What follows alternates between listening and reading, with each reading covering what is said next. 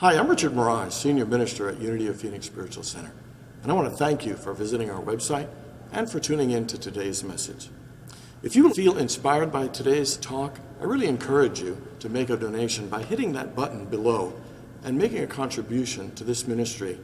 It'll allow us to continue these messages online and to do the great work we do here at Unity of Phoenix, which is to inspire people to live better lives. So thanks for tuning in, thanks for your support, and we hope to see you at a Sunday real soon. So here are some kids' notes to God. Dear God, I bet it is very hard to love everyone in the whole world. There are only 4 people in my family, and I'm having a hard time loving all of them. Dear God, maybe Cain and Abel wouldn't have killed each other if they had their own room. That's what my mom did for me and my brother. Dear God, instead of letting people die and having to make new ones, why don't you just keep the old ones you've got already? I think there's a little wisdom in that, but dear God, if you watch me in church on Sunday, I'll show you my new shoes. And finally, dear God, thank you for the new baby brother, but what I really prayed for was a puppy. So those are kids' ideas and images of God. So I want to ask you, how many people grew up with an image of God that you didn't understand or didn't quite make sense? Anybody? How many people wanted and have always wanted to have a closer relationship with God, but you didn't exactly know how to go about in doing it? And finally, how many people want to feel a deeper spiritual connection, a deeper soul connection, but you didn't always like the structure and the demands of religion?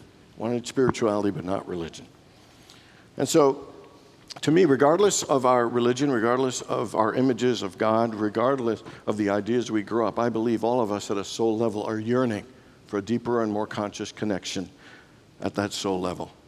That we want a deeper and more conscious connection with God, that source. We all yearn for a deeper awareness of that experience. And unfortunately, sometimes I don't think we always realize that what we're seeking is God. What we're seeking is a deeper soul experience.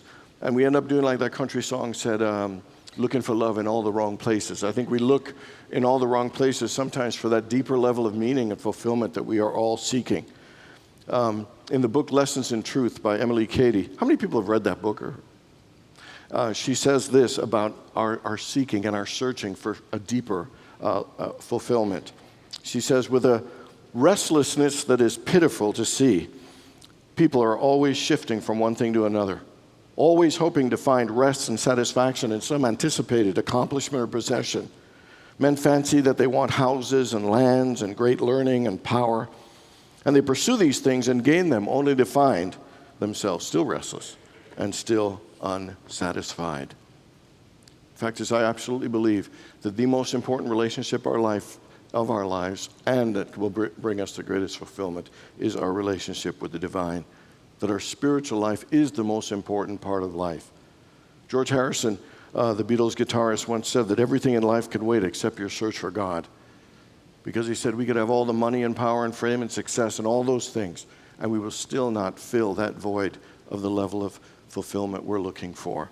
And there's nothing wrong with money, there's nothing wrong with any of those things, but they cannot produce and create and have us experience the depth of joy and meaning and fulfillment and a sense of purpose that our spiritual lives give us. Having a spiritual life really is the foundation of a happy and fulfilling life in all the other areas of our lives. Today we're in the 4th and final week of our 4 weeks annual series called Game On. It's a fitness challenge on the 4 pillars of building a better foundation for a great life, which is physical fitness, mental fitness, emotional fitness, and spiritual fitness. And I love that we call it Game On, and I like that we use the word challenge, because Game On says that you are ready to live at your best. You're ready to give your best to it. And to me, I like challenges because they kind of force us to dig a little deeper and give a little more than we would do in the normal course of life. I think every single one of us sometimes gets into a comfort zone, gets into a routine, and we kind of don't always give our very best. How many people know at least in one area of your life, you could give a little more, live a little more, love a little more than you're currently doing right now? And to me, and that's not a bad thing, it's just a part of being human. And that's why a challenge, a 30-day challenge, and this thing, the Game On, can actually help us just bring out our best a little more, and a little more intentionally, a little bit more consciously. And the challenge really isn't that big of a challenge, but it can be, because all we're asking is 60 minutes a day to commit yourself to becoming more fit in those 4 areas. 20 minutes of meditation, 20 minutes of physical activity, 10 minutes of feeding your mind, either affirmations or reading inspirational material, and 10 minutes of emotional work, where it's journaling or forgiving. And the reason we're kind of looking at the spiritual fitness last is because the spiritual aspect really is the foundation of all the other aspects. It is what makes everything possible in our lives. You know, as the Bible says, that everything that is seen comes from what is unseen. Everything that is visible comes from that which is invisible. So spiritual fitness and our spiritual life is hugely important. It brings more benefit and value to us than anything else in our lives. Here's what it says in Psalm 1. Happy are those who delight in the law of the Lord, and on this law they meditate day and night. They are like trees firmly planted by streams of water that will yield their fruit in season. Their leaves do not wither, and in all they do, they will prosper. So it's saying having a spiritual life, being grounded and centered spiritually, will be like a tree planted by a stream, that it will produce fruit, that its leaves will not wither, that everything will flow and everything will prosper in their lives. So many ways the Bible tells us over and over again that God is the source, and when we are centered spiritually, good things happen. The Lord is my shepherd, I shall not want. Seek ye first, and all these things will be added unto you. So the question is, what do we need to do to deepen our spiritual life, and what do we need to do to create greater spiritual fitness? And the first one, I think, is to own and acknowledge and accept our spiritual nature. You know, Teilhard de Chardin said a line, I think I used it last week. You are not a human being having a spiritual experience. You're a spiritual being having a human experience. I think sometimes we struggle in acknowledging that we are amazing spiritual beings. We could easily tell ourselves that we're lazy or we're no good, we're a loser. You know, we can easily say, oh, I'm only human, and we can identify with that aspect of ourselves, and that is an aspect of ourselves. But sometimes we don't give a lot of credibility or ownership to the fact that we are powerful and amazing spiritual beings, that we have been created in the image and likeness of God, which means we've been created in the image and likeness of love, the image and likeness of joy and peace and compassion and wisdom and understanding. I mean, we have been created in that image. We are so much more than just the physical beings that we are. You know, and that's why when Jesus uses that line, you are the light of the world. You know, light is powerful. Light radiates. And just like the glow beyond the flame of a candle, that every one of us has a spirit in us that glows and radiates beyond our physical being. And I think it's so important for us to own and acknowledge that we are energy, that we are spiritual energy. You know, that spirit is in us. One of my favorite lines in the book of John is, there is a light in you that shines that no darkness can ever put out. That even when you're crying, curled up in the fetal position under your bed and don't want to get out, guess what? You're still an amazing spirit, and there's a light in you that no darkness can put out. That no time in your life that this amazing spirit is not in you and within you and is not you. You are an amazing spiritual being. I'm an amazing spiritual being. I am a spiritual being. Together. I am a spiritual being. My nature is spiritual. Together. My nature is spirit. My true self is spiritual. Together. My true self is spiritual. I am a brilliant spiritual being. Together. I am a brilliant spiritual being. I'm a powerful spiritual being. I am a loving spiritual being. I am a beautiful spiritual being. I am a sexy spiritual being. Okay, I'm getting a little carried away right now. But there's a reason, because sometimes I think we have a hard time acknowledging our magnificence, our greatness, and our beauty. The fact is, you are a spiritual powerhouse. You're a spiritual dynamo. You know, you are a spiritual masterpiece. And sometimes in our culture, we think it's arrogant or rude. No, it's just owning the truth of who we are. Instead of always putting ourselves down, why not just acknowledge our true nature? And it is. We are created in the image and likeness of God, that we are spiritual beings, that is our nature. Our nature is spirit. which is unlimited. Second thing about spiritual fitness is we need to consciously cultivate that connection. It's one thing to have that nature in us, but we need to bring it out and bring it alive. We need to nurture it, cultivate it, expand it, and express it and embody it in greater ways. You know, whenever you hear like an athlete, they say, oh, he's a natural. You know, it doesn't mean that they don't do work on it. Just because it is in you as potential doesn't mean you just sit there and it just happens. You actually have to cultivate it and work on it. One of the things about prayer and meditation is how we deepen that connection with the divine in us. And we think that prayer sometimes, or meditation, is about changing God or having God find some way to connect with us. And the truth is, prayer and meditation changes us. That the way we deepen and open ourselves to align ourselves with Spirit and be more consciously aware is through meditation. And here are 3 aspects of meditation that help us deepen that connection more effectively. And the first one is start in a mindset, because prayer is really a unifying activity. Most of the time we turn to prayers because we feel fragmented or disconnected or lost. And you remember when the disciples asked Jesus how to pray, and he said, when you pray, you should pray like this: Our Father. Pretty unifying words. And it's more than words, he's saying, is pray from that consciousness that you are connected, that you are one with God, that you are one with love, for God is love. You are one with all good. You're already at one with it. That when you start in prayer, start with that awareness that you're connected, that we are connected, our Father.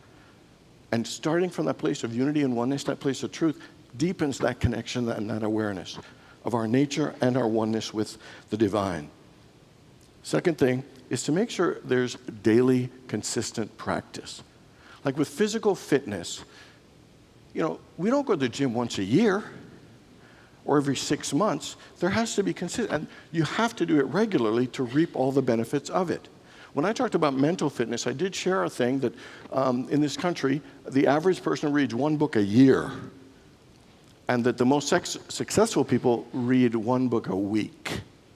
And so that the regular, just like fitness, regular and daily, that there needs to be mental stimulation and awareness for the mind daily. Emotionally, you don't just hold everything until you pop. You know, we have to release and forgive daily, regularly. That's why Paul said, I die daily. I let go daily, is what he's saying. And similarly, with our spiritual life and meditation, it has to be daily and consistent. And I'm not saying there's anything wrong when you're feeling fragmented and lost and praying in that moment, but it really needs to be a habit and a consistent practice. Jesus prayed in the morning and midday and the afternoon and evening, every day, consistently over and over again. How many people have ever had a hard time praying every single day, being consistent? And so Deepak Chopra has the best response to that. He said, if you have a hard time praying daily once, then pray twice. And so, and for real, because why? It is a priority. Seek ye first. This is the most powerful energy and resource that we have, and yet we don't use it consistently. And the thing about the consistency as well is it builds up your consciousness. Unity calls it being prepared. You know, because when you do that, what happens is your consciousness becomes more grounded in spirit. And when then things happen that don't kind of go so well, you know, you don't just dip down. You tend to stay more centered, more grounded. Your mind stays more open. So you really are building up your consciousness when you do it more consistently. And then the final thing is about it that we should really delight ourselves when we pray. It says, delight yourself in the Lord. The prayer should be a joyful and wonderful experience. Sometimes we treat prayer like it's like broccoli or going to the dentist. I mean, it's like, you know, it's good for you, but you really... And listen to the words of Scripture. It says, make a joyful noise unto the Lord. Rejoice in the Lord always. Delight yourself in the Lord, and he will give you the desires of your heart. A joyful noise, rejoice, and delight in God. I mean, we are connected with the intelligence and the energy and the source and the power that created the sun and the stars and the oceans and the mountains. That's what the energy we are connecting with when we pray. Shouldn't that get us a little excited, feel a little joyful, to feel honored and happy to be able to engage in this activity of deepening and connecting called prayer or meditation? It is a powerful and important thing, and it should be daily and consistent. It unifies, it needs to be daily, and we need to delight in it. That's the way, the step to help us become more spiritually fit. And the final one is to follow the intuition and the inner guidance that you receive. Here's what Paramahansa Yogananda said. The goal of yoga science is to calm the mind that without distortion, it may hear the infallible counsel of the inner voice. The divine voice has the answer to every dilemma in life. That the purpose of prayer is to quiet our minds so that we can hear the wisdom and insight of God. And regardless if it's financial, if it's relationship, if it's whatever, that every dilemma, the solution is spiritual. The solution is already within us. But the question is, are we tuning in and listening to it? There is wisdom and guidance for every decision you have to make, every action you want to take or not take. There is wisdom in you. The question is, are you tuning into it and listening? Yogananda was born in India and was guided, got the intuition and guidance to come to the West, couldn't speak English, had no money, and he came here and felt the intuition that his purpose was to spread yoga, which is to unify ourselves with our Creator. And every single step of the way, there were people, the resources, and everything. Today, there are 500 temples, millions of followers. The teachings are amazing. One of my favorite, the property at Encinitas, which is right on the beach. And my favorite part is it says, this church is for all people.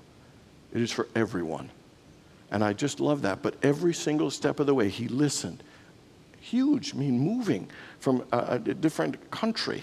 And everything fell into place. Oprah Winfrey says this, I have trusted the still small voice of intuition my entire life. And the only time I've ever made mistakes is when I don't listen to it. And look at all the amazing things she's done in television and movies and radio, a production company, magazines, over and over again. But she always listens. It's her most important thing. So how many people would say you believe that there's a wisdom in you that if you listen to it will guide you to better things? How many people believe that? Almost everybody in here. Well, how about this question? How many people ever had your intuition tell you not to do something and you went ahead and did it? Anybody? Okay. How many people ever had a gut instinct that said absolutely yes, go forward, you got scared and you didn't? Okay. So I'm not sure what level of trust that really is, even though we say it. I think we want to trust. And the fact is we need to begin to practice trusting. This guy's walking his dog with a friend and she's worried that the water's too chilly for the dogs. And her friend says, don't worry, they're dogs. They're not going to stay in the water if it's too cold. Animals don't deliberately cause themselves discomfort like humans do. And sometimes I bet when we have done things we know we shouldn't do and not done things we know that would help us. There are times that we all don't listen, that we don't trust, that we will do something for appearance or because someone thinks that we should and go against what our inner nature and what is for our best, we will literally cheat and rob ourselves of blessings and goodness because we don't want to disappoint someone else or we think the appearance of it is what we really should do and not what we are guided to do.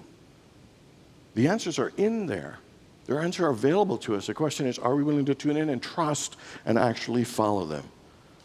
Albert Einstein said, no problem can be solved at the level of awareness at which it was created. And the fact is, we create dramas and situations, but if we want the solution, we have to go to a higher level of awareness. And it's at that higher spiritual level that we can see with clarity. We can see with peace and ease. We're able to let go of the emotion. We're able to not take it as personally, and we can actually follow through with something that will not only bless us, but it'll bless everyone in the situation. When I'm talking about spiritual fitness, it really is equal to spiritual awareness, having a higher spiritual consciousness. Can you imagine in life if you were walking in a dark room and you just had a candle, you walk in with a candle and you're bumping into stuff because you can't see. Your light, your awareness is just this much. But then you get a flashlight and you see a little more. You see, oh, that was a chair, and it has a purpose. It wasn't just an obstacle, it's something I bumped into. And then you get a bigger light, a floodlight, and you're able to see more. And the more your awareness gets expanded, the more we can see of possibilities and truth. The more we can see of things that are going on in our lives and not think that there's something bad, but it's just something on our spiritual path that we're here to learn.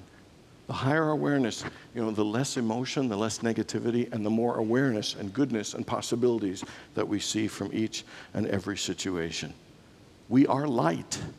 And the more awareness we have, the more light we have, and more light can come through us, and more light that we shed will actually bless other people in our lives as well. The more spiritually centered we are, the better our physical, mental, and emotional lives will be as well, because that's really the foundation of all foundations for our lives. Every one of us wants a better life, and we can absolutely have it. But we've got to be committed to doing the work that it needs. And on a spiritual level, you've got to own your spiritual nature. Know that you are a powerful and amazing spiritual being. You got to cultivate that connection through meditation. Unify, do it daily, and delight in it, and then follow your intuition. Game on. It's a challenge to call you higher, to be your best self, and for me to be my best self, that will not only bless me, but it'll bless you, and your bringing your best will bless the world. So just remember, the greatest foundation for building a better life is your spirit and your soul. And if you're willing to increase your spiritual awareness, I guarantee you, you will improve your spiritual fitness. God bless you, everybody.